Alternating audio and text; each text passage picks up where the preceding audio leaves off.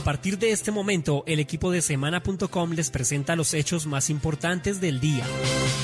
Bienvenidos. Saludamos a la audiencia que en este momento se conecta al podcast de Semana El Diario. Soy Luis Carlos Gómez y con el equipo de editores y periodistas de Semana.com les contaremos las noticias y acontecimientos de Colombia y el mundo.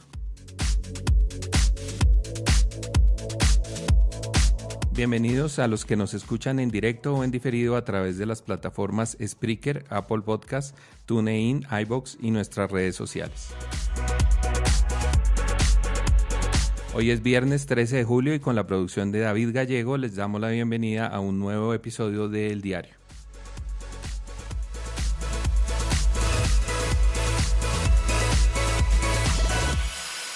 A esta hora se está llevando a cabo una audiencia histórica. Por primera vez, los principales jefes de las FARC se presentan ante la Jurisdicción Especial para la Paz para iniciar el proceso de reconocimiento de su responsabilidad en materia de secuestro.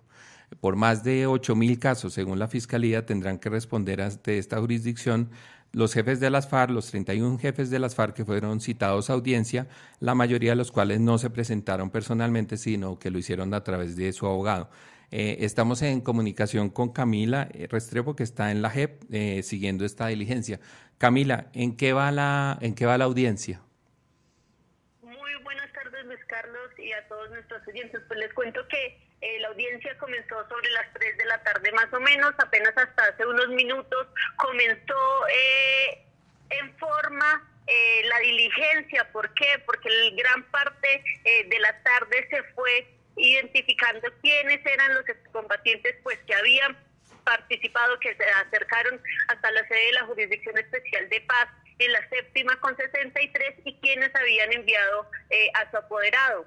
En el trámite, pues los magistrados de la sala se encontraron con varios inconvenientes, y es que aunque muchos de los excombatientes enviaron a sus apoderados, como muchos de ellos se encuentran en zonas alejadas, en los espacios territoriales de reincorporación, no tenían los papeles en regla, entonces eso ha dificultado un poco el avance de la diligencia. Hay que decirle, Luis Carlos, un poco al país que pues nos quedamos sin la foto de la cúpula de las FARC completa sentada frente a los magistrados de la Jurisdicción Especial de Paz. Apenas 4 de ellos cumplieron al pie de la letra la diligencia. Ellos fueron Rodrigo Londoño, antes conocido como Timochenko, Carlos Antonio Lozada, Pablo Catatumbo, y pues de manera a través de videoconferencia pues la diligencia la ha estado siguiendo Jesús Santrich. Recordemos que fueron 31 ex jefes guerrilleros los que fueron citados por la Jurisdicción Especial de Paz, teniendo en cuenta el informe que entregó hace algunas semanas la Fiscalía sobre pues uno de los flagelos que más ha marcado la historia del país, como lo fue el secuestro. También se tuvieron en cuenta documentos del Centro Nacional de Memoria Histórica y información que también entregó organizaciones como País Libre. Hay que recordar que al final de la diligencia se espera que además como de ese trámite que se está haciendo, se les va a preguntar a quienes están presentes por los nombres de al menos 40 secuestrados que habrían estado en poder de la exguerrilla y de los que ahora no se conoce su paradero. Digamos lo que esta sería como ese primer aporte que tendrían que empezar a hacer quienes fueron citados, quienes tendrían que haber comparecido. Quienes puedan hablar hoy lo podrán hacer, pero se espera que en las próximas audiencias pues empiecen a revelar información sobre cuál sería el paradero de estas 40 personas. Por eso, como parte pues de toda esta diligencia, también está la directora de la Unidad de Búsqueda de Personas Desaparecidas. Muchas gracias, Camila. Digamos, como lo dices tú, no se puede pues esperar hoy pues que de pronto mucha gente se decepcione esperando que hoy pues las FARC revelaran pues toda la verdad de los casos. Esto es un proceso pues judicial que obviamente tiene unas etapas. ¿Qué es lo que digamos se puede esperar en que termine hoy la audiencia y pues de ahí en adelante qué sigue, Camila?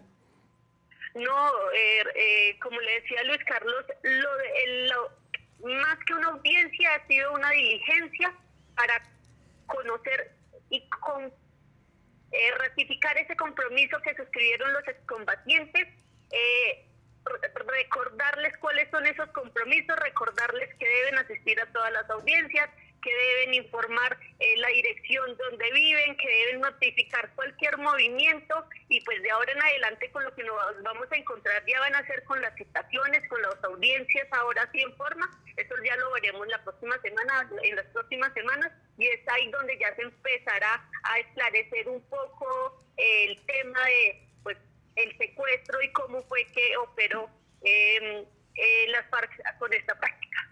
Muchas gracias, Camila. Sí, como lo menciona Camila, pues esto es obviamente apenas el comienzo de un proceso. Las FARC van a tener que responder no solamente por secuestro, que es con el que empezamos, con el delito que se comienza, sino que van a tener que responder por otros delitos de desaparición, obviamente homicidio, despojo de tierras también está dentro del prontuario de esta organización, pero pues a pesar de que este sea solamente el comienzo, pues es histórico porque el solo hecho de que las FARC se presenten ya ante esta jurisdicción, pues significa pues que primero que se están sometiendo a la justicia colombiana, que están dentro del proceso, y lo que pues vamos a ver de aquí en adelante, ahí sí ya en las próximas semanas, pues son esas verdades que ellos tienen que contar. No se puede pues olvidar que el hecho de que si ellos no cuentan la verdad, pues tendrán que someterse a procesos a condenas de hasta 20 años de prisión, mientras que si cuentan toda la verdad y se someten pues a esta jurisdicción, podrían pagar penas entre 5 y 8 años, no de prisión, sino de sanciones alternativas que sí implican una restricción de la libertad, pero que pues es en condiciones mucho más favorables que una condena. El martes 17 de julio se realizará el foro Vías 4G Colombia Avanza, organizado por Foro Semana y la Agencia Nacional de Infraestructura, con el objetivo de analizar los beneficios que traerán para la competitividad del país los nuevos kilómetros de vías, viaductos y puentes que han sido concesionados. La cita es en Bogotá, Salones Reales 1, 2 y 3 del Hotel JW Marriott, calle 73, número 860, desde las 7 de la mañana. Mayor información en www.forosemana.com. Bueno, y se han ido conociendo pues muy poco a poco, a cuentagotas, los nombres de los nuevos ministros y ministras que van a ser parte del gabinete de Iván Duque.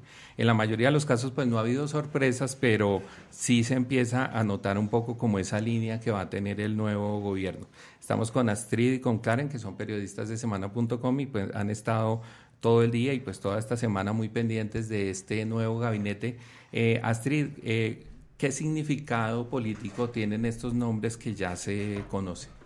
Bueno, pues lo primero que hay que decir es que Duque está empezando a cumplir lo que él prometió en campaña y después de ser elegido. Primero, pues que iba a haber un gabinete paritario, es decir, de mitad hombres y mitad mujeres, y ese es el esfuerzo que está haciendo en este momento para definir la cartera. Y por eso hoy se anunció la primera mujer que estará en el Ministerio del Interior, Nancy Patricia Gutiérrez. Estos son buenas señales de que él va a cumplir con eso. También, pues eso es lo que se tendrá que evaluar al final cuando se sepan todos los nombres, que él dice que quiere que por lo menos la mitad o algo cercano a este número tengan menos de 50 años, es decir, que sea un gabinete joven, teniendo en cuenta que él ha prometido una renovación de la política. Entonces, pues, estos primeros mensajes dejan ver que va por esa línea, pero que también va a apostarle a unas personas muy cercanas al uribismo, que pues, si bien eso era lo que se esperaba, la oposición sí ha sido muy crítica con esta decisión de Duque de poner a uribistas pura cepa, pues al mando de su gobierno. Recordemos que también a Duque lo ha perseguido la figura de Uribe como quien estará realmente gobernando en cuerpo ajeno, y esto va a ser muy difícil de quitárselo si nombra a personas muy cercanas a Uribe, digamos. Sí, digamos que por lo menos en estos primeros nombres, porque un poco lo que hemos visto es que pues ya Extraoficialmente se barajan pues prácticamente todos los ministros. Ya en los medios nosotros también hemos contado pues ya de muchos nombres, pero oficialmente digamos son pocos aún los que se conocen, pero sí en lo que se nota es, como lo dices tú, varios puntos. Por ejemplo, primero el tema de esa cercanía con el uribismo. Muchas personas pues digamos que no tendría uno por qué sorprenderse pues porque uno sabe pues que el uribismo ganó las elecciones, pero muchas personas esperaban de pronto personas más cercanas a Duque que al mismo Uribe, pero por esos mismos nombres uno lo empieza a notar. También hay un punto importante, y es que se dice mucho que son personas, por lo menos los nombres que se conocen, cercanos como al empresariado, muy del sector privado, algunos aparentemente con cero experiencia, por lo menos en ese campo político. ¿Eso cómo puede impactar pues en este nuevo gobierno? ¿Cómo se refleja en este nuevo gobierno? Así es, Luis Carlos. Esta ha sido una de las grandes sorpresas del gabinete que hasta ahora ha confirmado el presidente electo, y esto podría explicarse un poco por la poca trayectoria que tiene Iván Duque en el sector público. Él lo que ha decidido es echar mano un poco de aquellas personas más cercanas a él, y son personas cercanas, como usted lo decía, al sector privado, que es donde él más se ha movido y las personas que más conocen. Esto implicaría también que va a confiar en una renovación no tanto guiada hacia la arena política, sino un poco más a perfiles técnicos, a personas que han estado en instituciones empresariales, económicas, y que le van a aportar a este gobierno, digamos, unas nuevas herramientas para dirigir las carteras que obviamente él ha empezado por las más importantes, que creeríamos que son a las que les va a apostar en este gobierno, que Sí, puede haber ahí un riesgo, digamos, puede tener su ventaja y puede tener su riesgo, ¿no? El hecho de que no estén tan ligados al mundo político, pues puede ser positivo porque entran, digamos, frescos, por decirlo de alguna manera, pero también el riesgo de que se enfrenten como a un mundo, entre comillas, que no conocen y que de pronto por falta de experiencia los puede afectar. Por ejemplo, aunque no se ha conocido, digamos, no confirmado oficialmente el ministro de Defensa, pues hay gente que dice que le puede pasar un poco el caso de Luis Carlos Villegas, que no era tan cercano a los militares y que eso pesa en contra. En el tema, sí, por ejemplo, del Ministerio del Interior, pues escoge con una persona que tiene, sí, un conocimiento muy grande del Congreso, y tal vez puede llegar a ser uno de los nombramientos de pronto más polémicos. ¿Qué significa este nombramiento, Astrid? Bueno, pues sí, Nancy Patricia Gutiérrez efectivamente no solo fue congresista, sino que fue presidenta del Senado y también de Cámara. Entonces ella sabe muy bien cómo se mueven los hilos dentro del Congreso. Pues claramente este va a ser un Congreso muy diferente al que ella vivió, digamos, en el 2008 y hasta que se retiró pues de la vida pública. Pero igual sí sabrá cómo manejar estos hilos que necesita Duque. Además, recordemos que también este va a ser un congreso muy a favor del uribismo, pues porque hay en este momento, por lo menos hasta ahora, tiene una gran mayoría a su favor. Sin embargo, los opositores del gobierno y pues en general se ha escuchado la crítica por el pasado judicial de Nancy Patricia. Ella fue investigada por la Corte Suprema de Justicia por 2 casos. El primero por parapolítica en 2008. Era acusada de haber sido apoyada por un jefe paramilitar para haber sido elegida en el 2006 al Congreso. Sin embargo, pues ella, hay que decirlo, fue absuelta de este proceso, por tanto ella ya no tiene esa investigación abierta. Y también fue investigada por la Corte Suprema de Justicia también por tráfico de influencias en el tiempo de las chuzadas del DAS. Se dijo que ella había utilizado su influencia en el Congreso para conseguir información de manera presuntamente ilegal sobre Piedad Córdoba y utilizarla en contra de ella en un debate en el Congreso para probar su supuesta vínculo con las FARC. Esto fue también un caso que se resolvió, la justicia por falta de pruebas se archivó y la misma Corte que la había ordenado y dictado medida de aseguramiento la dejó en libertad. en 2013. Por tanto, ella ya, digamos que cerró sus capítulos judiciales, pero en este momento pesan políticamente porque, por ejemplo, Ángela María Robledo, ex fórmula vicepresidencial de Petro, se le iba a decir que pues si bien ya había sido absuelta, era una sombra que perseguía a Nancy Patricia y que a ella le preocupaba su designación. Esto va a ser algo que se va a escuchar repetitivamente en todo lo que haga y pues hay que ver cómo van a resolver este capítulo desde el uribismo y desde su gabinete. Así es, Astrid, como usted lo dice, esta va a ser quizás una de las movidas más audaces y arriesgadas de Iván Duque, pero si le logra irle bien como interlocutora en el Congreso, ella va a poder lograr no solo acercar y afianzar esa relación entre el presidente y la oposición, sino que va a poder acercar también con los partidos políticos que no quedaron dentro del gobierno, como el Partido Cambio Radical, de la que también es muy cercana. Ella estuvo en la fundación de Cambio Radical e incluso por eso pues sus raíces son de ahí, y antes de eso pues era de los liberales. Entonces ella tenía una trayectoria política de 23 años. Puede haber ahí un guiño del presidente electo a estos partidos que hacen parte de lo que ahora se llama las nuevas mayorías, ¿no? De Cambio Radical, de los liberales, pero como ustedes los dicen, pues además obviamente en tiempos de redes sociales que pues es difícil a veces controlar esta información, a pesar de como le dices tú, Astrid, a pesar de haber sido absuelta, pues es un tema obviamente que se va a volver un caballo de batalla, como también le está pasando en cierta forma al nuevo ministro de Hacienda, Carrasquilla, que está citado pues en redes sobre unas declaraciones que dio sobre el salario mínimo, que pues obviamente eran en otro contexto, son declaraciones del 2008. Sí, también, coincidencialmente también fue el 2008, digamos que los problemas se le juntaron. Lo de él pues fue precisamente, él ya había terminado su cargo dentro del gobierno de Álvaro Uribe como ministro de Hacienda, y fue consultado en ese momento por el salario mínimo del 2009, y él dijo que el salario mínimo aquí era ridículamente alto y que había que disminuirlo, sobre todo para ayudar al mercado.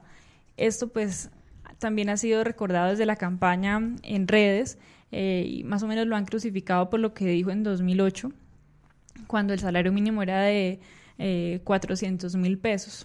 Esto pues digamos que estos nombramientos y lo que la gente teme es que que haya como la balanza está inclinado hacia los empresarios y no hacia los trabajadores. Exacto. Y esto es lo mismo que se critica con Andrés Valencia Pinzón, el ministro de Agricultura, que es de FENAVI, y pues lo que se teme es que pues gire la balanza hacia allá y no hacia los trabajadores o hacia el consumidor y hacia las personas que están peleando por sus tierras, digamos. Exacto, no, pues lo cierto es que más allá pues de esas polémicas individuales que va a enfrentar cada uno, pues es evidente que lo reciben pues de una vez con una oposición muy fuerte. Todos sabíamos que un poco por el resultado de las elecciones que el próximo gobierno va a tener esa figura de un gobierno pues con unas mayorías sólidas en el Congreso, pero con una oposición en redes sociales, en el debate público,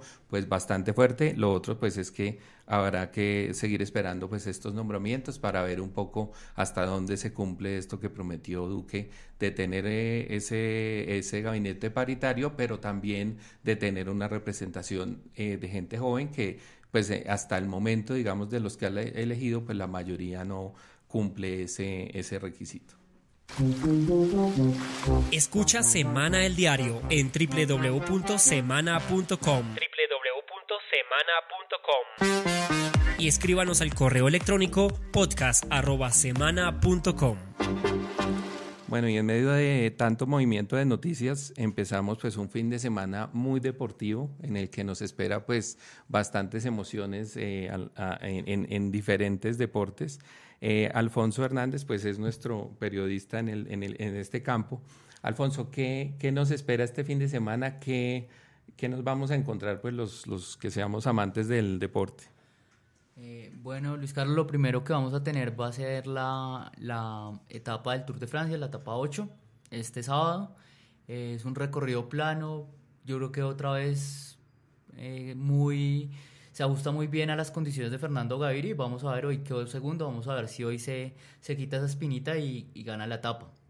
Después vamos a tener el partido de la definición del tercer puesto del Mundial de Rusia entre Bélgica e Inglaterra.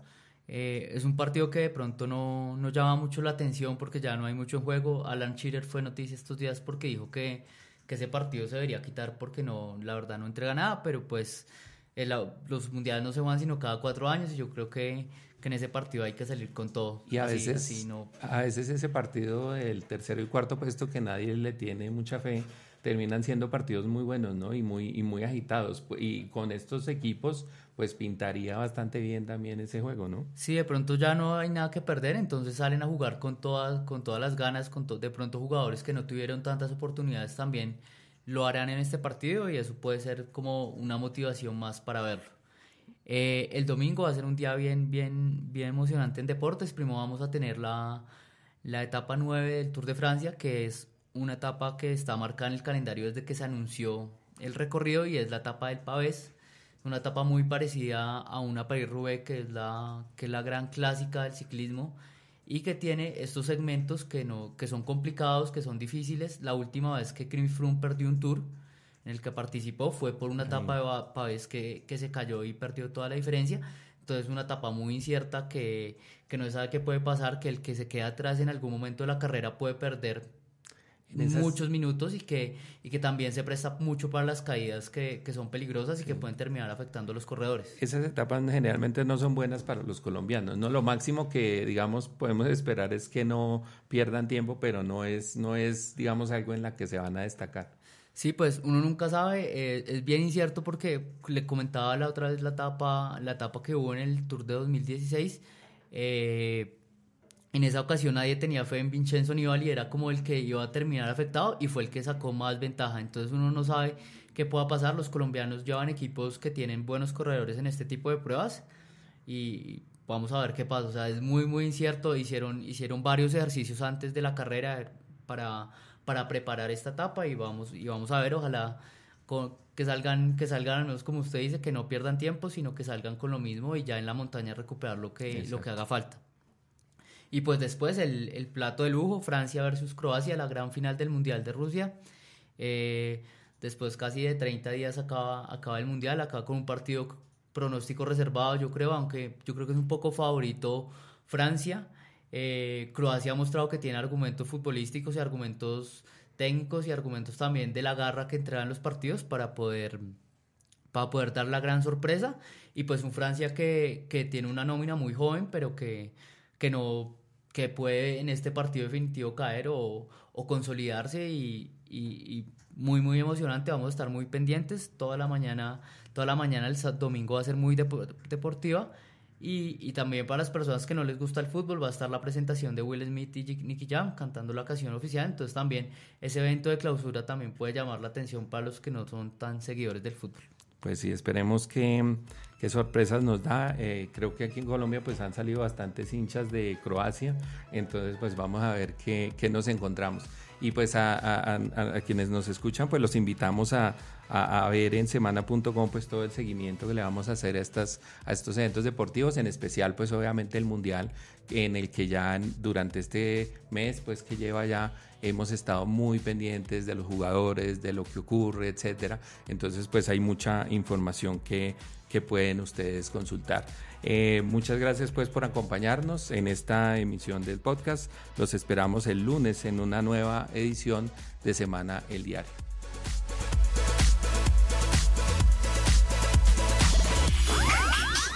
Escucha este podcast en vivo o descárguelo a través de las plataformas Spreaker, Apple Podcast, TuneIn y iVoox.